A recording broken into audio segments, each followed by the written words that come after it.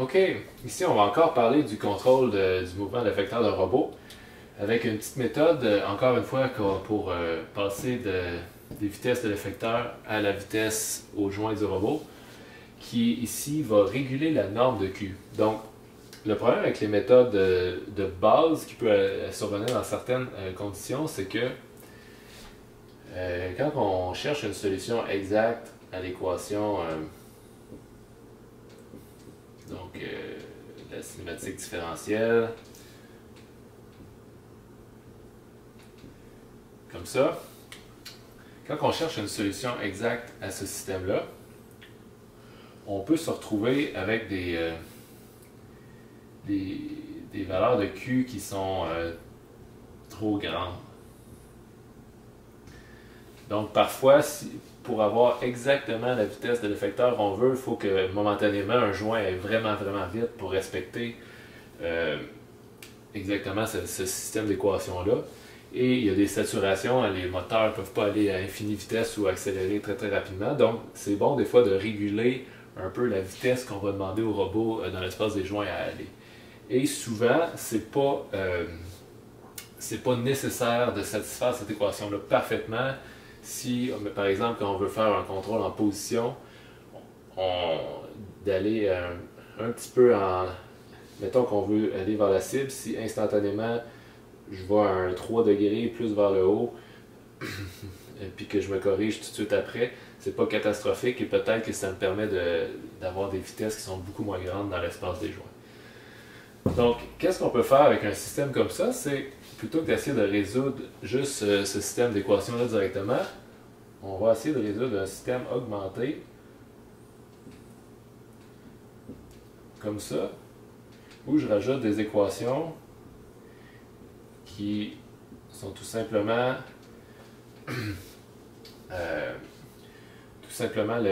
l'amplitude de mes vitesses ici, qu'on voudrait dans un monde idéal qui soit de 0.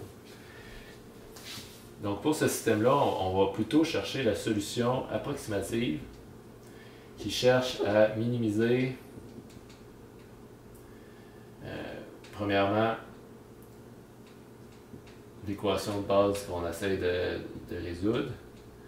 Donc, la norme de l'erreur entre le jacobien fois le vecteur vitesse et la vitesse de l'effecteur désiré. Donc, dans un monde idéal, ça, il faut que ça soit 0 pour que ça soit satisfait.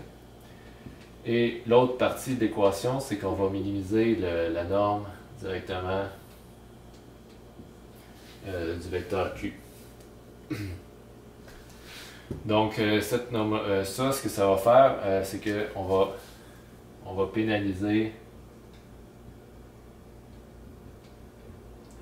les grandes vitesses aux joints.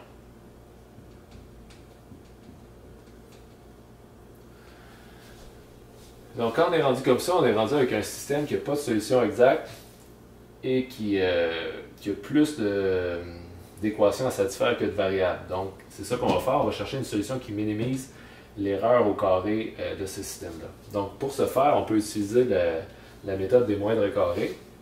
Donc, supposons que je vais juste renommer ce vecteur-là ensemble Y. Celui-là, je vais l'appeler A. Celui-là, je vais l'appeler X. Donc, on se rappelle que la solution des moindres carrés, c'est X chapeau est égal à ATA moins 1 ATY. Donc, ici, je me retrouverai avec l'équivalent de mon vecteur vitesse qui est la solution de ça. Ça va être... Donc, A transpose, ça va être l'équivalent de, si je leur dessine plus en détail, J transpose lambda I, comme ça.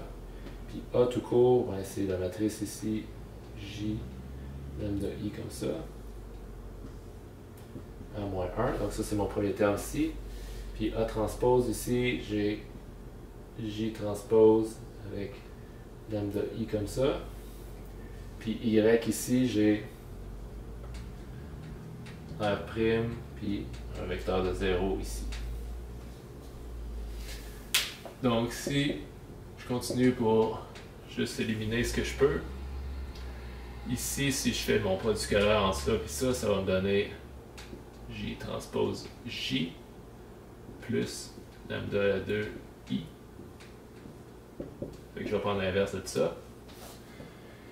Et ici, si je fais le produit scalaire entre ça et ça va me donner J transpose A' tout simplement. Donc, ça c'est la solution moindre carré qui va minimiser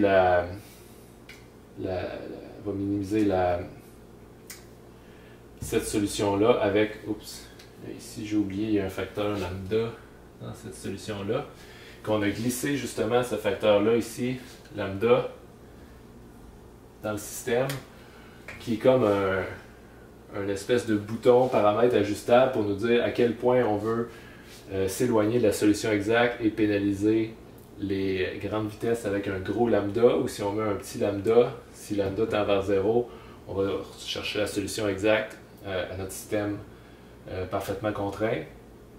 Tandis que si on veut beaucoup pénaliser la vitesse, on met un gros lambda dans cette équation-là. Donc ça, c'est utile, entre autres, quand on est proche d'une singularité. C'est là que, typiquement, on va se ramasser avec des solutions où notre contrôleur va essayer de commander des vitesses trop grandes dans l'espace des joints.